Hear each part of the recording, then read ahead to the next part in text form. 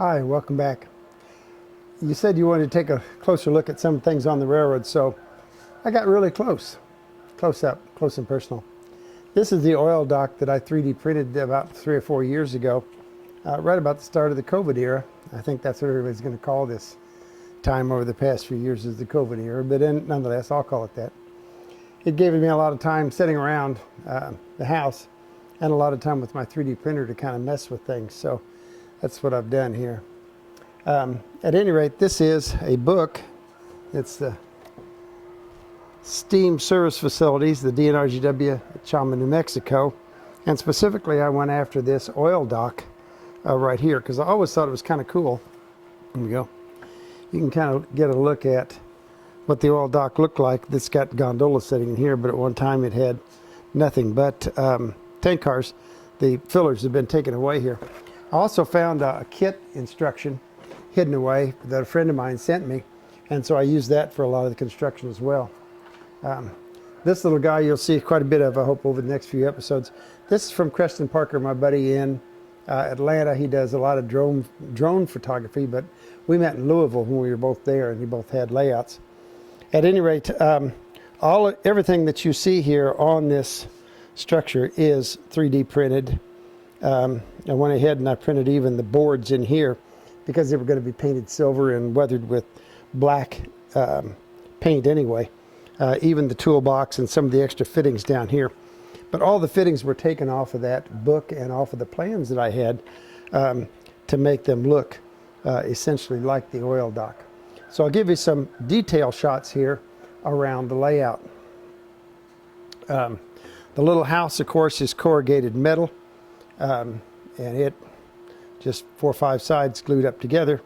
They had plank platforms here that they would drop down onto the tank cars as they were being filled, and then their fillers were stored in these tanks here on the side, and as they pulled that filler out and around, this whole mechanism would swing.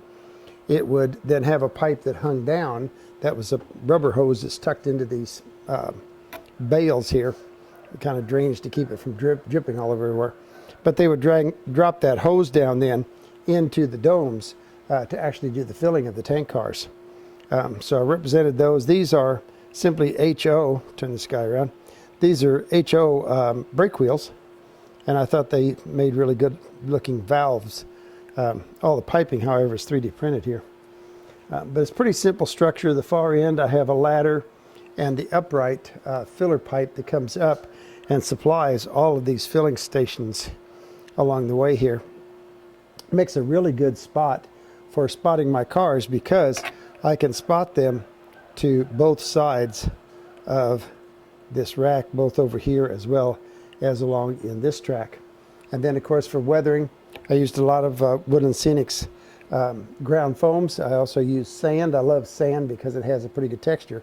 I do sift my sand to get out the larger chunks. I just buy play sand at Lowe's and then bring it home and sift it through a piece of screen wire, and that gets me the really fine sand, so it looks a lot more in scale. Even in O scale, it needs to be much finer than just play sand.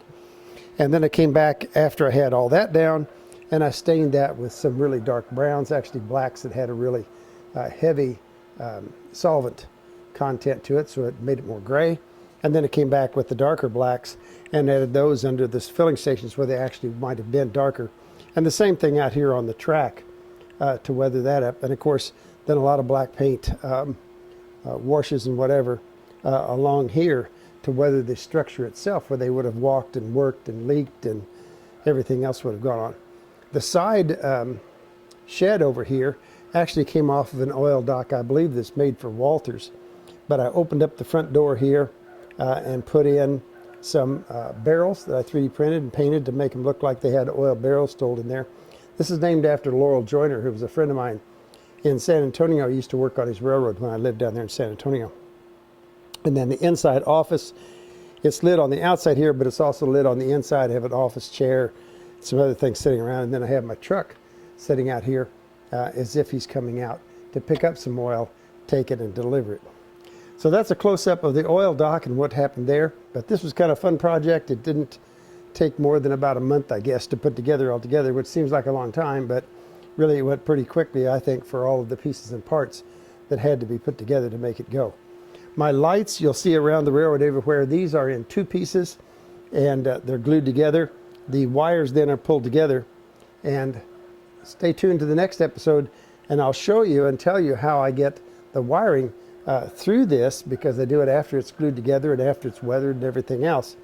But I'll show you how I get my wires through there to light up these light stands.